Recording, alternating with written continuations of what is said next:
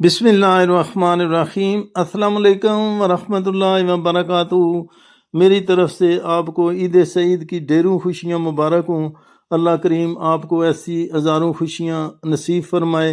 अल्लाह ताला आपकी हर रात को चांद रात और आपके हर दिन को ईद का दिन बना दे।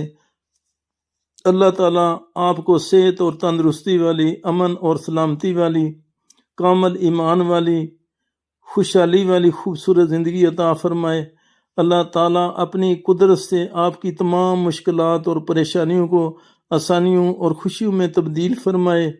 ईद सईद के इस मुसरत मौका पर अल्लाह ताला आपके दिलों को प्यार और मोहब्बत के हसीन जज्बों से लबरेज फरमाए और आपकी खूबसूरत जोड़ी को सदा सलामत रखे और आपको खूबसूरत सा बेटा अता फरमाए।